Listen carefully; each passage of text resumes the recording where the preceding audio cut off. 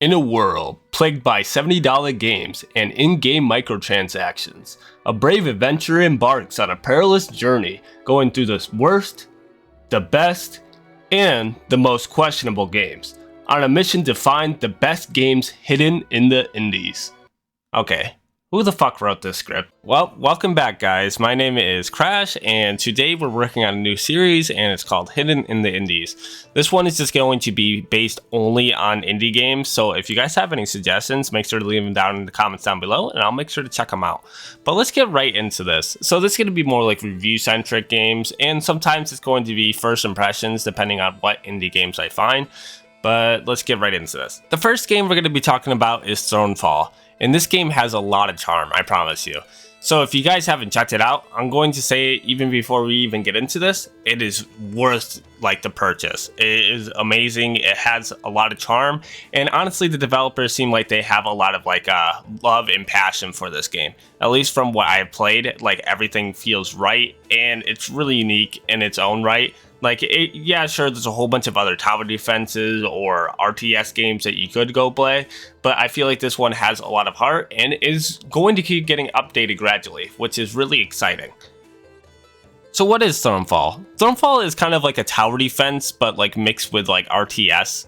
And it's kind of interesting because instead of just being like you place down towers and you just kind of watch the fights happen, you are actually in the fight. So it makes it a little bit more exciting than most tower defense games that you actually play. So it has like that unique charm to it. So like you're not just watching anything, you're actually a part of every fight and you pretty much get to decide the fate of the battle, which is a lot more interesting, at least in my eyes. So the first thing that you see when you get into this game is like this like list of a whole bunch of different perks and stuff. And this is where a lot of the unique charm starts. So once you get in, you see the weapons, which there's a couple different weapons so far. There isn't that many, but that's just because the game is going to be getting updated gradually. So don't expect much right now, but expect more later. I guess that's how I would see it. The weapons are a bow and arrow, spear, sword, lightning, and a book of curse. These are all really unique and actually have their own charm to them. Like the bow does a lot of damage, but it's a ranged weapon, so you have to stay at range most of the time. The spear is really fast, but it doesn't do that much damage, but the damage that you put out over time is crazy. Same thing with the sword, but on the other end, it is slow, but it hits hard. The lightning, it spreads throughout the enemies, and the curse like curses the enemies, and then you can do like one fell swoop with it, which is really cool. The next thing that you see is the perks. The perks are really awesome as well. So these ones are kind of based on what you want to use. Usually when I play, I use the ones that give you a little bit more economy so that I can be financially stable throughout all the fights. So it's depending on what you're looking for. Like there's ones like glass cannon where you do a lot more damage. There's stuff like the economics one, the first one that you unlock, which gives you more money throughout the time you play. And then whatever you think sounds interesting or you feel like will fit your like play style is in the game, which is really cool. The last thing that you see in this list is the mutators. This one's pretty cool too. So mutators are pretty much based on which ones do you want to have as like a defect, because this game has like a score system. So there's like points that you can earn and you get like high scores and stuff. So if you're going for a high score, you want to put on mutators so that you get more points in the end of it. So the mutators are pretty much varied depending on what you're looking for. Like certain ones will make the enemies tank more damage, but they move a little bit slower. And or like walls after they're destroyed will take like a day or two to be rebuilt. So depending on what you're looking for, like if you're looking for a huge challenge, you have that on the side for you. But if you're not looking for that much of a challenge and you're looking for fun, you don't even have to put the mutators on at all. But there's also quests that you get to do. So if you really want to do the quests, you can do that, and the mutator to like play into that, which is really cool, at least in my eyes.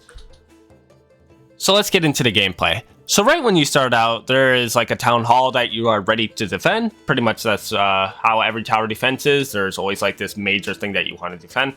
So once you spawn in the town hall, this is where the pretty much tower defense idea starts. So there is a couple different decisions that you can do in this game. It's a little bit different than other ones. Like most of the time when you kill enemies, you get all your money and then you buy a new tower. This one is based on like buildings that you buy. So like you want to build a village, but at the same time, the caveat of building a village, it leads to your village being like open to any attacks, and this could end up screwing you at the beginning of the game or even in the long run, depending on how your run is going. So you could have like the biggest town but have the worst defense ever, which could end up screwing you over, or you could have no town and just a whole bunch of towers, which ends up screwing you because you have no money to like spend on like any like upgrades or on any other defenses. So it really is like important on what you decide to upgrade, which makes it a little bit more fun and brings in a lot of replayability, at least in my eyes, because there's a whole bunch of different ways that you can play through and see how it goes. So pretty much what you do is you build up your town at the beginning of the day, and then at night you fight through a whole bunch of waves. The waves are actually, honestly, pretty fun. They put a lot of like unique enemies into this game. Like they all look a little bit bizarre, like because you know it's supposed to fit like the art style. So a lot of the enemies look pretty weird, but they actually just feel right, if that makes sense. I don't know. But once you look at the enemies, they all have like their own unique flavor, and they all do different things. Like certain ones are ranged, so you're going to have to go and push them. You have like catapults and stuff that they have. Those will only go for like buildings and stuff, so you want to take those out immediately because those will destroy your towers and anything in your town as quick as it can. The other things that they have is like brutes, and the only way to deal with them is usually with ranged attacks from your allies. So pretty much that you can see is like everything has its own unique role. Like everything has something that will support you in like pretty much the oncoming battles that are going to be happening. So pretty much like everything is important. Like infantrymen, those guys are important to keep the lines from pushing farther in, so you have enough time for your towers to take out the enemies. Same thing with your ranged troops. Those guys are great once you place them behind a wall and just have them like raining down arrows on the enemies so that they can't get near the gates. So, and then towers have like upgrades where pretty much you can heal your troops, or you can have them destroy the enemies outside, depending on what you're looking for. So pretty much everything is like important and can be used in any playthrough, depending on what you want. And I think that's really charming and really well set up, at least in my eyes. The other thing that goes on with the gameplay is there's certain times where once you get through a decent amount of waves, you end up fighting bosses, and the bosses are awesome. Like in the one area, you end up fighting like a kraken, and the kraken honestly takes a lot of damage, and it's pretty cool. He spawns his own troops and everything. So if you weren't really set up for this battle, you can end up losing right off the bat, depending on how it goes. But if you actually set up really well, like the battles are like epic, and it's hard to actually win it, even with like your town set up the best it can. Like you will have a hard time fighting this battle, which I actually like. So it like always has a challenge, even if you're like mowing through the enemies normally. Like at least the ending boss has enough challenge to where you're actually still staying on your toes, trying to keep up with everything. The other boss is alright that they added. He just spawns a whole bunch of different ones of him, and they all just kind of rushed for your tower. That one wasn't as unique or interesting, at least in my eyes, but it really does get me excited for later date stuff. The only negative I see, at least so far, with this wave defense and all that, is there's no endless mode, which you would think that would be like the most like prioritized thing that they needed, but they don't have that yet.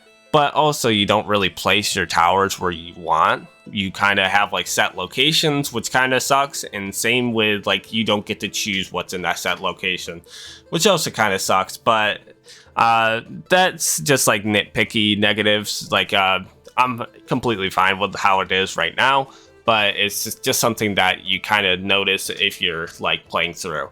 but it really doesn't really matter. The way it's set up makes sense why like certain stuff is in certain locations, because it actually fits the location, if that makes sense. Alright, but the last little thing about this game, before we wrap this up, is the little arcade modes. These ones are just for fun. Depending on what you're looking for, you can do it. There's this one mode I like to do. You just pretty much try to collect as much money as possible, and then by the end of it, you either get a high score or you did a terrible job, depending on how you did. So pretty much it's just about upgrading and trying to collect as much money as possible. Then you have this one where you're literally playing as like a bowling ball, running over enemies and trying to defend your towers. It's pretty fun. That one actually is unique. Or there's one where you have to defend your walls, and then if they get destroyed, they will take a couple days to get rebuilt because your walls aren't indestructible. Okay, why the fuck did I say that? That was terrible. But we'll get back into this. Pretty much, the arcade modes are good. They're all fine. They just work right, at least in my eyes. The arcade modes are just for little fun stuff to go do, aside from doing wave defense, which is awesome because most of the time with these types of games is usually once you do it, it's like a one and done thing and you're like, okay, well, what's next? And adding this type of stuff on the side at least gives a little bit more life to the game, so it's not just like, oh, well, if I want to play a wave defense game, I guess I'll come play this. But now you can be like, well, there's this cool like arcade modes on the side where these are actually pretty fun, at least in my eyes. But overall, is the game worth playing? I definitely would say yes. The potential of this game is really high, and depending on how the updates go, this game could be pretty much a masterpiece depending on how well it goes. Like, so far it shows that this team actually cares because they keep this game consistently getting updates, while other indie games that come out that are in early access usually kind of like die off or take way too long to come out with updates. This one comes out with one maybe like 1 or 2 months after each one, which is fine. Like, I'm fine with waiting 1 to 2 months for new content, as long as the content was worthwhile to wait for. At least that's how I see it. The game is $10. Personally, I don't think that's that much for what you're getting. There is a decent amount of content, and the expectation is there's going to be more. So just because the game feels a little bit bare bones, at least for right now, it doesn't mean like later on it's going to be like this. It's going to be a lot more fleshed out. At least that's what the expectation is. But if you guys enjoy the content, make sure to leave a like and a sub. And if you have suggestions for anything else to check out, make sure to leave them down in the comments down below, and I'll make sure to check them out as quick as possible. But I'll see you guys next time. See ya.